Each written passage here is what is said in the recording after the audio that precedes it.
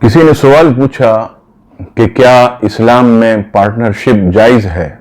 جواب سماعت فرمائیے، اسلام میں پارٹنرشپ کی کوئی ممانعت نہیں ہے، لیکن یہاں پر ایک چیز یاد رہے کہ آج کل ہمارے معاشرے میں یہ سلسلہ عام ہو رہا ہے کہ کسی سے 10 لاکھ روپے آپ نے لیے اور سامنے والے کو کہتے ہیں کہ ہر مہینے میں تجھے 20,000 روپے دوں گا۔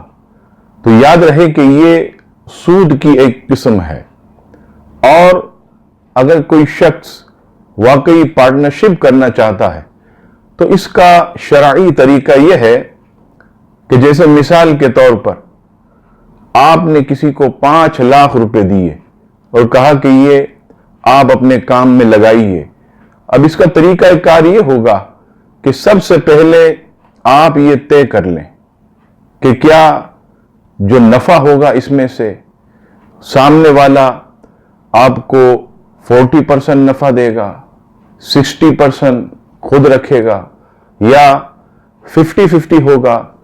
بعض دفعہ ایسا ہوتا ہے کہ سامنے والے کی رقم ہوتی ہے اور لینے والے کی محنت ہوتی ہے، اور طے یہ ہوتا ہے کہ جو بھی نفع ہوا وہ 50-50% ہم رکھیں گے۔ یہ صورت بالکل جائز ہے، اور یہ اس طرح ہوگی کہ جیسے کاروبار میں پیسے لگائے، جو بھی اخراجات ہوئے وہ سب نکال کر آخر میں مثال کے طور پر 25,000 روپے باقی بچتے ہیں جو نفع ہے۔ تو اب جو ہے اگر 50-50 پر طے ہوا تو 12,500 دونوں پارٹنر لے لیں گے۔ یہ صورت جائز ہے اور یہ شرعی صورت ہے، اسی پر ہمیشہ جو ہے اپنے کام کو جاری رکھیں۔